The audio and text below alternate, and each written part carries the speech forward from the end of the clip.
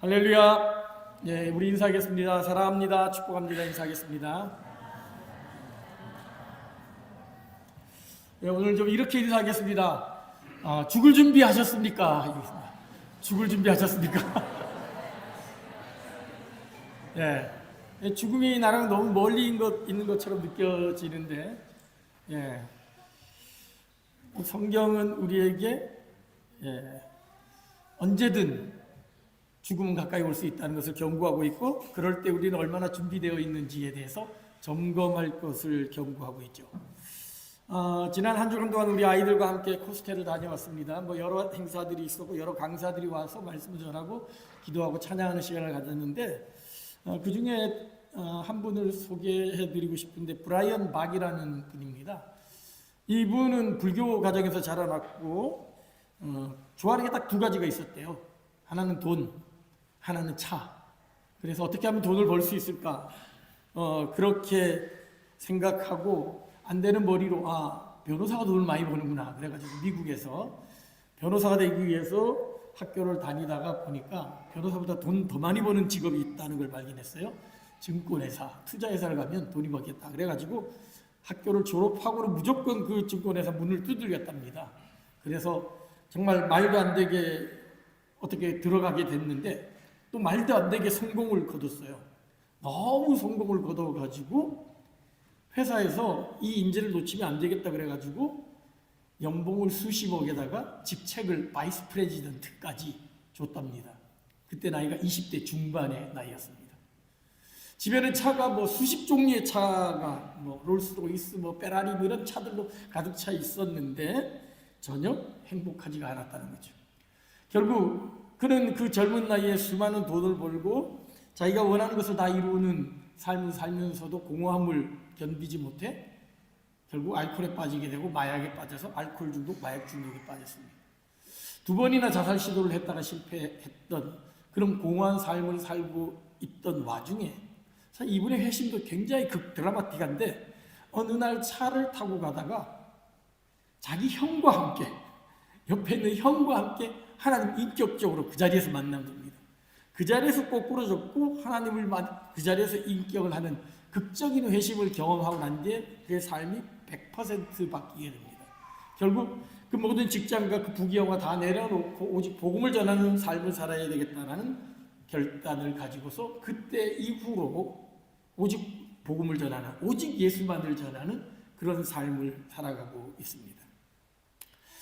한때는 돈이 전부인 줄 알고 자동차가 전부인 줄 알았던 이 세상의 삶이 전부인 줄 알고 쾌락과 명예와 권력 누리며 살았던 그였지만, 그러나 나를 위해 십자가 달려 죽으신 예수 그리스도가 계시고 그 예수 그리스도가 이 세상보다 더 좋은 천국을 준비하고 있다는 사실을 깨달았기에 그는 이제는 이 세상에 대한 미련을 버리고 저 천국을 소망하며 살아가는 삶을 살아가게 되었다는 것이죠. 예수를 믿는다는 것은 세상에서의 만족과 쾌락을, 세상에서 행복을 찾는 것이 아닙니다. 예수를 믿는다는 것은 어떻게 하면 이 세상에서 좀 더 교양이 있고 좀 더 명망을 쌓고 좀 더 부귀영화를 누리면서 살아가는 것이 목적이 되는 것이 아닙니다. 이 세상은 잠시 지나가는 것이요, 결국 우리의 삶이 끝나는 이후, 그 죽음 이후에 하나님 앞에서 평가받을 것임을 기억하면서 그것을 준비하며 살아가는 삶이 바로 예수 믿는 사람들의 삶이라는 것이죠. 그래서 성경은 인생은 안개와 같다라고 그랬고, 잠깐 있다가 사라지는 아침 이슬과도 같은 것이 우리의 인생이라고 이야기했습니다. 세상의 모든 지혜와 부귀영화를 누렸던 솔로몬은 헛되니 해 아래 있는 모든 것이 헛되다라고 이야기하며, 해 아래 있는 모든 인생의 현실의 삶은 헛된 것뿐이다라고 고백했던 것이죠. 무엇이 그럼 헛되지 않냐? 그는 전도서의 마지막에서 하나님을 아는 것이, 하나님을 아는 지식이 가장 고상하다라고, 오직 여호와를 경외하는 것만이 참된 의미 있는 삶이라고 그렇게 고백을 했습니다. 그러나 안타깝게도 세상 사람들, 예수를 믿는다라고 하는 사람들조차도 이 세상에 얽매여서 살아가는 모습을 보입니다. 그러다 보니 정작 죽음 앞에서 어찌할 바를 알지 못한 채 그렇게 생을 마감하는 사람들이 많습니다. 사람이 죽으면 묘비명을 세우게 되는데 유명 인사들의 아주 대표적인 묘비명 몇 가지를 제가 여러분에게 소개해 드리려고 합니다. 그 유명한 극작가 버라드 쇼는 이런 묘비명을 남겼습니다. 우물쭈물하다가 내 이렇게 될 줄 알았지. 우물쭈물하다가 내 이렇게 될 줄 알았지. 원어를 살펴보니까 내가 이렇게 긴 삶을 살다가 이 삶이 끝난 줄 생각은 했는데 if 만약에 그래야 된다면 근데 이렇게 돼버렸네? 라는 후회가 담긴 그런 말입니다. 어니스트 해밍웨이는 이런 유머스러운 글을 남겼습니다.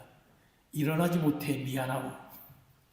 자기를 조문하러 온 문상객들에게 일어나지 못해 미안하다라고 그런 문학적인 글을 남겼지만 그 역시 죽음의 길로 나아갔던 것이죠. 죽음의 경각심을 일깨워주는 묘비명들도 있습니다. 이런 묘비명이 있습니다. 세 줄인데 첫 번째 줄은 이렇게 시작합니다. 나도 전에는 당신처럼 그 자리에 그렇게 서 있었어. 재미있는 글이네. 살펴보니까 두 번째는 이렇게 돼 있었습니다. 나도 전에는 당신처럼 그곳에 서서 그렇게 웃고 있었어. 약간 섬찟하잖아요. 세 번째 줄을 읽었습니다. 이제 당신도 나처럼 죽을 준비나 하시오.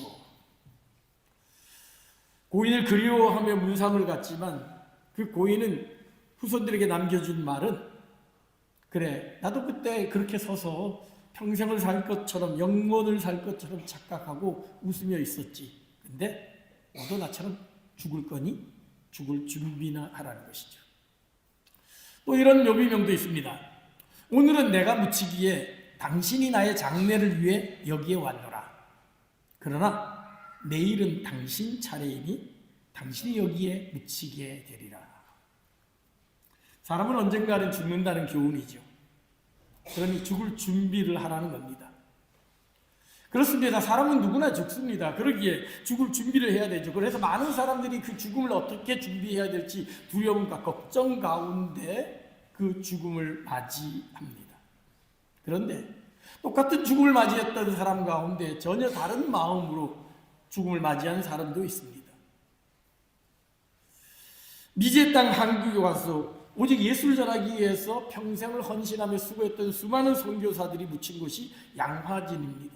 그 양화진에 가게 되면 수많은 선교사들의 묘비들이 세워져 있습니다. 그 중에 대표적인 묘비에 이런 게 있습니다. 고종의 밀사 역할을 하면서 일본부터 독립을 위해서 수고하고 독립신문을 만드는데 기여를 했고 YMCA의 초대 회장이었던 헐버트 선교사는 이런 글을 남겼습니다.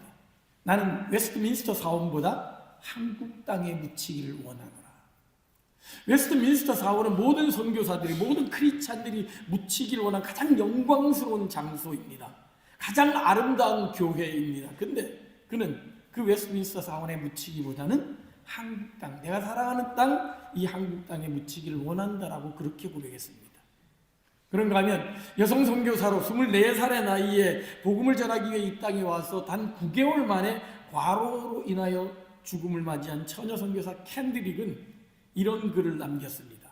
만일 나에게 1000개의 생명이 주어진다 해도 그 모두를 한국에 바치노라.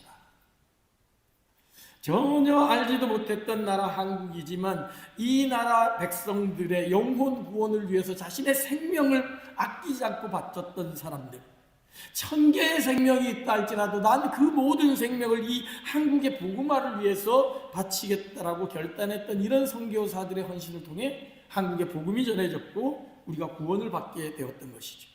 그들은 죽음을 두려워하지 않았습니다.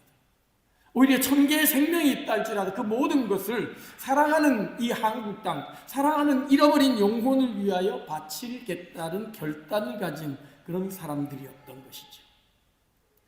어떻게 똑같은 죽음을 맞이한 사람이지만 우물쭈물하다가 죽음을 맞았는데 이거 언젠간 당신도 죽으니 죽을 준비해야지. 근데 어떻게 준비해? 하고 두려움에 떠는 사람들이 있는가 하면 어떻게 죽음을 전혀 두려워하지 않고 나에게 1000개의 생명이 있다 할지라도 어떠할지라도 나는 그 모든 것을 하나님의 나라를 위하여 영혼 구원을 위해 바치겠다라고 결단할 정도로 죽음을 두려워하지 않는 인생을 살아갈 수 있을까요? 분명한 사실은 사람은 누구나 죽는다는 것이죠. 오늘 성경 본문은 이것을 분명하게 밝히고 있습니다. 본문의 27절입니다. 한 번 죽는 것은 사람에게 정해진 것이요. 죽는 것은 정해진 것이라는 것이죠. 아무리 지시 왕제처럼 불로초를 찾아가지고 영생불사를 꿈꾼다 할지라도 결국 죽을 수밖에 없는 것이 인간이라는 것이죠. 우리가 지난 시간에 살펴보았듯이 로마서에서 이야기하죠. 모든 사람이 죄를 범하였으면 하나님의 영광에 이르지 못한다. 죄를 범함으로 말미암아 하나님의 영광에 이르지 못했습니다. 그 이어서 뭐라고 말합니까? 죄의 삭은 사망이요. 죄의 삭은 사망이라는 것이죠. 모든 인간은 아담으로 인하여 죄를 지은 모든 인간은 죄를 지었고 그 죄의 결과는 죽음이라는 것을 성경은 이야기합니다. 근데 그 죽음이 끝이 아니라는 것이죠. 죄로 인하여 죄값을 치러야 하는 게 우리 인생의 길인데 그 죽음으로 끝나는 것이 아니라 그 죽음 후에는 지금까지 살아왔던 우리의 인생에 대한 평가가 이루어질 것이라는 겁니다. 오늘 성경이 그 사실을 분명히 이야기합니다. 27절 한 번 죽는 것은 사람에게 정해진 것이요 그 후에는 심판이 있으리니. 어떤 철학자는 말하기를 모든 사람은 죽음을 향해 달려가는 경주를 뛰어가고 있다라고 말했습니다. 죽음을 향해 달려가는 인생, 그것이 우리 인간들의 모습이라는 것이죠. 그 마지막 결승점은 죽음인데, 그리고 그 죽음 이후에는 평가가 있는데 어떤 사람들은 그 평가를 바라보고 최선을 다해 달려가는 사람이 있는가 하면 어떤 사람은 그 평가가 있는지도 알지 못한 채 설렁설렁거리고 옆길로 빠졌다 좌우로 우왕좌왕 하다가 먹을 거 먹고 놀고 하다가 막판에 꼴찌로 들어가서 그 준엄한 심판 앞에 보이게 되는 사람도 있다는 것이죠. 그래서 대문학가 톨스토이는 이런 이야기를 했습니다. 세상에 죽음만큼 확실한 것은 없다. 그런데 사람들은 겨우살이는 준비하면서도 죽음은 준비하지 않는다.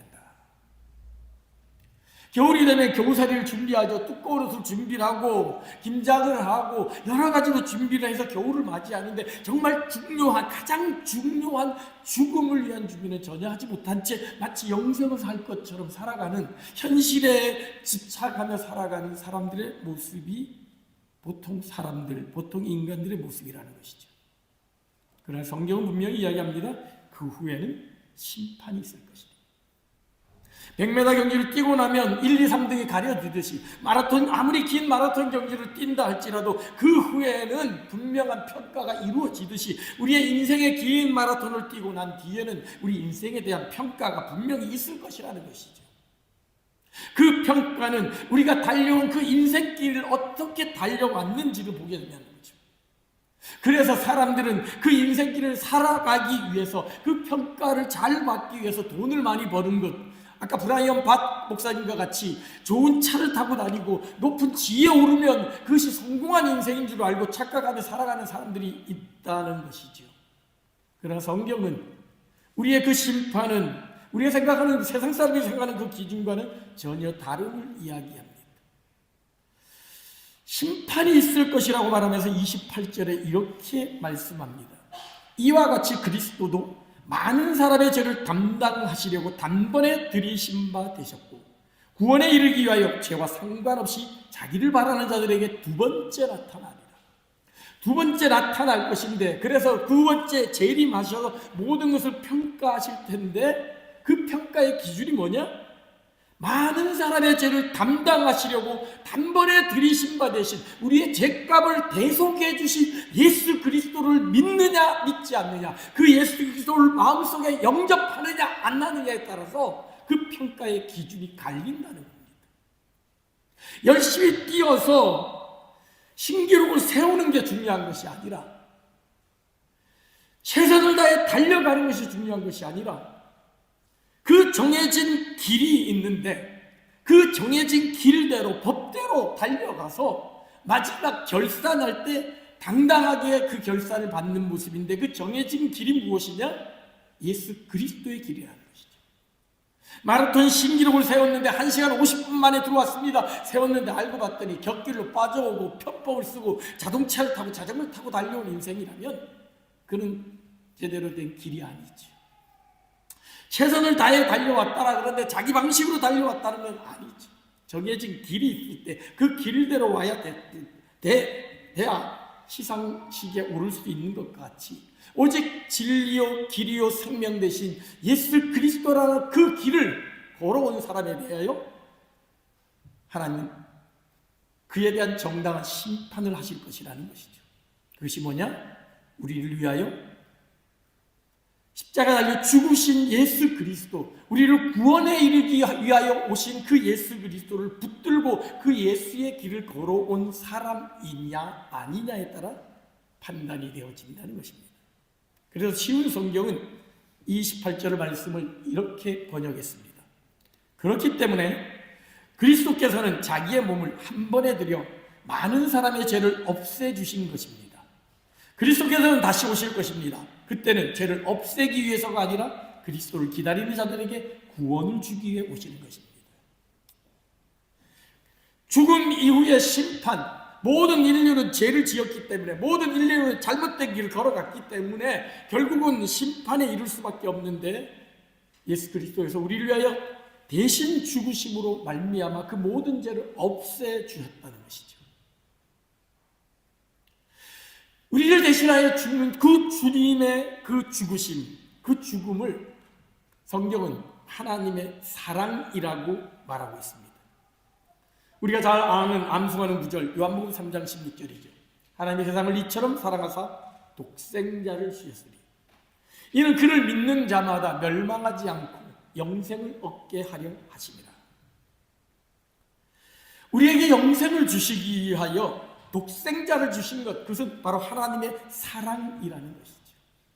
우리를 사랑하셨기에 우리가 달려 죽어야 될 저주의 형틀인 그 십자가에 당신의 아들 예수 그리스도를 대신 십자가 달려 죽게 하심으로 말미암아 우리를 구원하여 주셨고, 우리는 더 이상 저주의 형틀에 매달릴 필요가 없게 되었다는 것입니다. 지난 시간 말씀드렸던 것처럼 아담의 범죄로 인하여서 죄를 지은 모든 인간보다 더 뛰어난 존재이신 창조주이신 하나님이 그 모든 인간의 죄를 대신하여 십자가에 죽으심으로 말미암아 우리는 구원을 받았습니다. 죄 없으신 예수님이 죄 있는 인간을 대표하여 죽은 것이죠. 그러므로 말미암아 우리에게 이제는 심판이 아닌, 죽음이 아닌 영생을 약속하신 것입니다. 그리고 그 주님은 그 죽음에서 끝나는 것이 아니라 그 죽음의 권세를 이기고 부활하셨습니다. 사도 바울은 이 사실을 분명하게 선언하고 있습니다. 고린도서 15장 20절입니다. 그러나 이제 그리스도께서 죽은 자 가운데서 다시 살아나사 잠자는 자들의 첫 열매가 되었도다. 잠자는 자들의 첫 열매가 되었도다. 그리고 나서 계속해서 이어서 말하기를 아담 안에서 모든 사람이 죽은 것 같이 그리스도 안에서 모든 사람이 살을 얻으리라. 그러나 각각 자기 차례대로 되리니 먼저는 첫 열매인 그리스도요, 다음에는 그가 강림하실 때 그리스도께 속한 자라. 무슨 얘기입니까?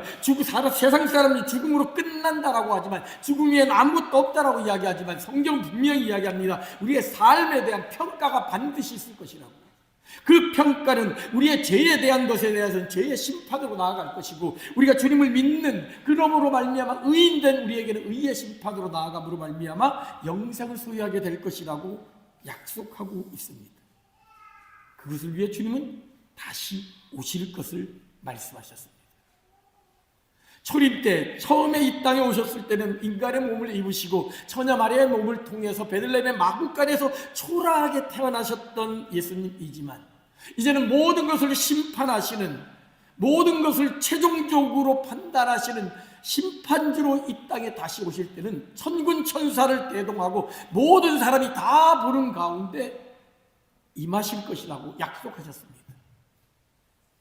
어느 이단들이 이야기했던 것처럼 자기가 구세주라고 이야기하는 그런 존재가 아닌 세상의 모두가 알 수 있는, 누구도 부인할 수 없는 모습으로 이 땅에 다시 오실 것임을 약속하고 있습니다. 그렇습니다. 성도의 죽음은 심판으로 끝나지 않습니다. 죄에 대한 심판은 그리스도께서 이미 받으셨기에 우리는 이제 그리스도와 함께 부활의 영광에 참여하게 될 것이고 새로운 생명, 새로운 영생을 얻게 될 것입니다. 그 사실을 오늘 본문은 다시 한번 강조합니다. 28절입니다. 이와 같이 그리스도도 많은 사람의 죄를 담당하시려고 단번에 들이신 바 되셨고 구원에 이르게 하기 위하여 죄와 상관없이 자기를 바라는 자들에게 두 번째 나타나시리라. 주님은 다시 오십니다. 우리를 그냥 이 땅에 내버려 두는 것이 아니라 이 모든 것들을 판단하기 위하여 이 땅에 다시 오신다는 것이죠. 그때는 모든 인류가 결국은 죽음을 맞이하게 될 것이고 그 죽음 앞에 죄의 심판으로 영원한 형벌의 지옥으로 떨어지는 사람이 있는가 하면 예수 그리스도를 믿어 대속의 죽음을 믿어 의인이 된 우리들은 천국에서 영원한 생명을 누리며 살아가게 되는 이 세상의 모든 끝이 오게 될 것이라는 것이죠. 시작이 있으면 끝이 있습니다. 그 끝은 점점 우리에게 다가오고 있고 성경은 그 끝에 대해서 거듭하여서 강조하고 있습니다.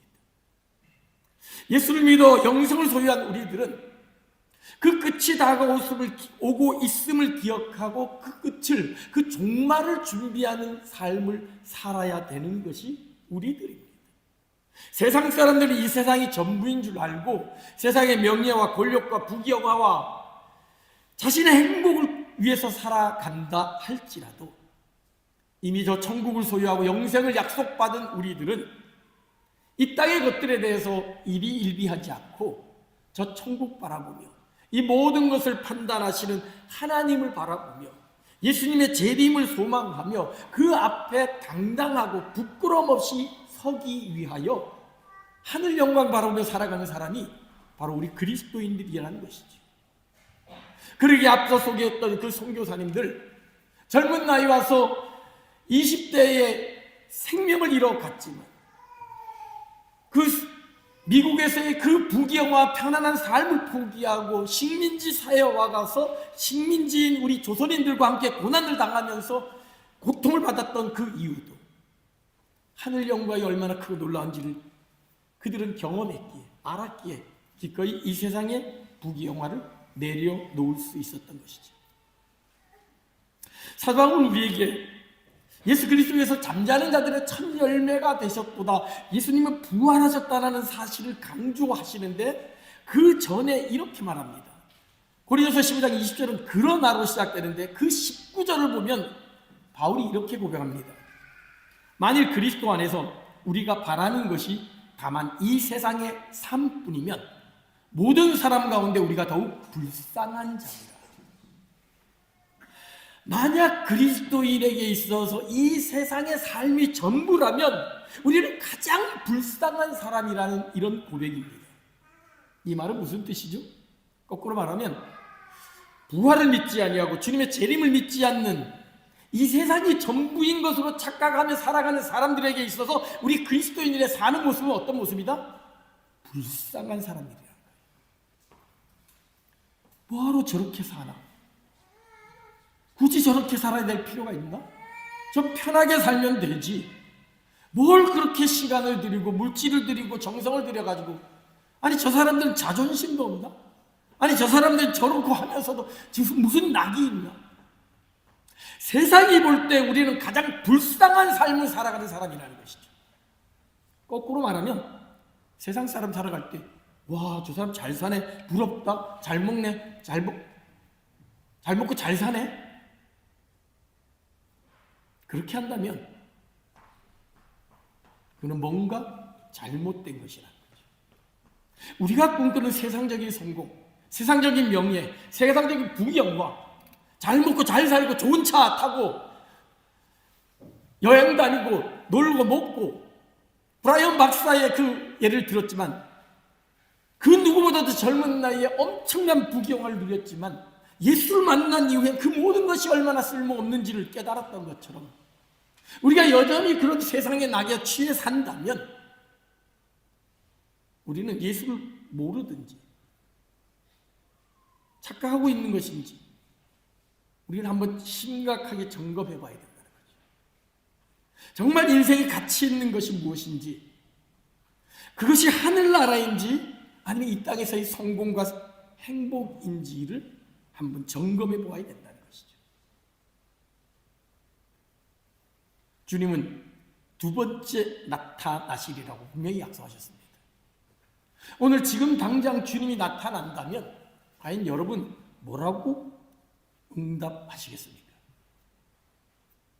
아주 재미있는 일화가 있습니다. 우리 부흥사가 재림에 대해서 이야기하면서 하나님의 영광을 만나야 되고 하늘 소망 가지고 살아야 되고 지금이라도 주님을 만날 준비해야 된다 그러니까 모두가 다 아멘 아멘 했습니다. 그러니까 그걸 듣던 이 부흥사 목사님이 성도들에게 쫙 모여있는 성도들에게 그렇게 말했다는 거죠. 자, 그럼 오늘 제가 특별히 오늘 주님을 특별히 만날 수 있는 기회를 갖는 사람 한 사람을 두겠습니다. 그 사람은 지금 당장 주님을 만나 천국으로 할 것입니다. 자, 내가 이 풍선을 불어가지고 풍선을 드릴 테니까 이 풍선을 먼저 잡는 사람이 천국을 소유하게 될 것이고 주님을 당장 만날 것입니다. 그리고 풍선을 딱 띄워줬습니다. 그래서 그 풍선이 어떻게 됐을까요? 서로 잡으려고 달려들었을까요? 그 풍선이 하늘에서 떨어지질 않더랍니다. 왜 안 떨어지냐? 근데 자기한테 오면 저쪽으로 보내고 저쪽에서 또 오면 불려서 주님을 위해 죽겠습니다. 주님 만나고 싶습니다. 주님 빨리 오세요. 라고 말로는 고백하지만 현실은 조금 더 세상에 살고요. 조금 더 이 세상이 좋으니까 이 세상에서 즐길 거 즐기고요. 아직 우리 아들 장가도 시집도 안 갔는데요. 아직 제가 회사에서 성공도 하지 못했는데요. 아직도 제가 원하는 걸 이루지 못했는데요. 라는 마음으로 그 풍선을 밀어내는 그 성도들의 모습이 우리들의 모습은 아닌지 돌아봐야 됩니다. 그렇습니다. 우리가 원하든 원하지 않든 죽음은 우리에게 다가옵니다. 그리고 그 죽음 후에는 분명한 심판이 있게 됩니다. 예수 그리스도를 믿어 나를 위하여 십자가 달려 죽으신 주님의 구속의 은혜를, 대속의 은혜를 믿는 사람에게는 의의 심판으로 나아가 영원한 생명으로 천국에서 살아가게 될 것이지만 그렇지 않은 사람에게는 결국 그 모든 것들에 대하여 심판하여 영원한 영벌로 지옥으로 떨어지게 될 것입니다. 성경을 보게 되면 우리가 이해할 수 없는 수많은 사건들이 등장합니다. 그 중에 하나 비유죠.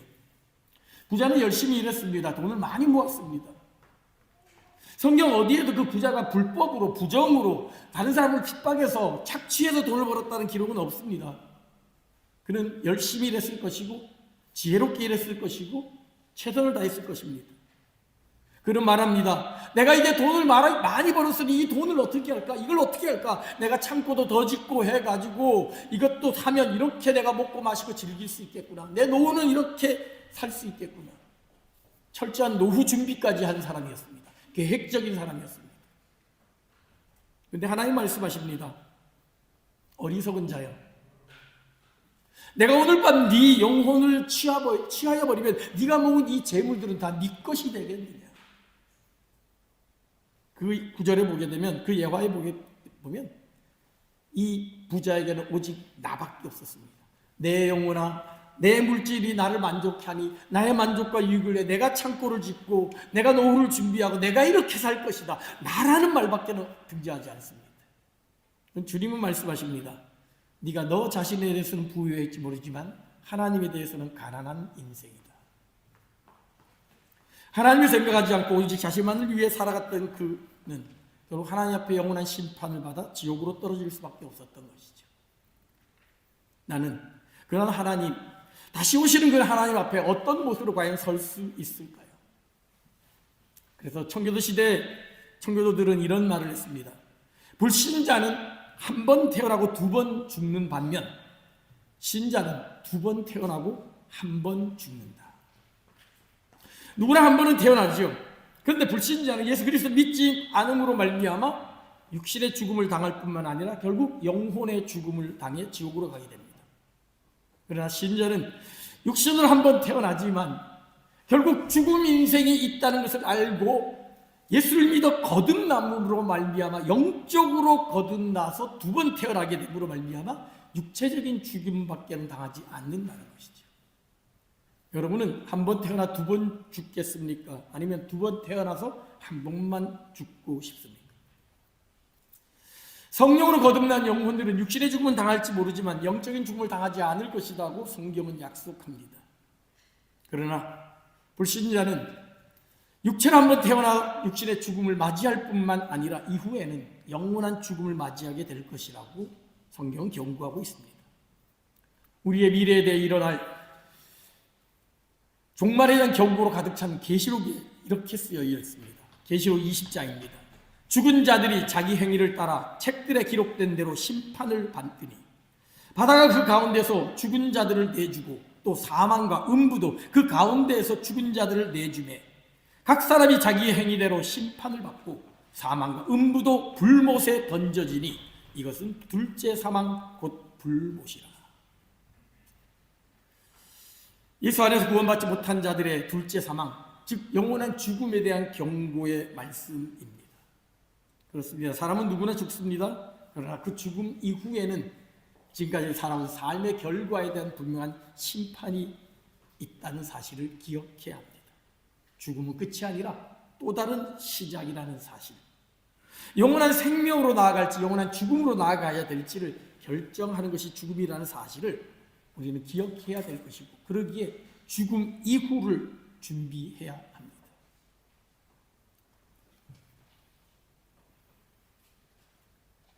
하루살이는 내일이란 단어를 알지 못하죠. 매미는 내년이란 단어를 알지 못합니다. 인간은 죽음 이후의 시간을 알지 못합니다.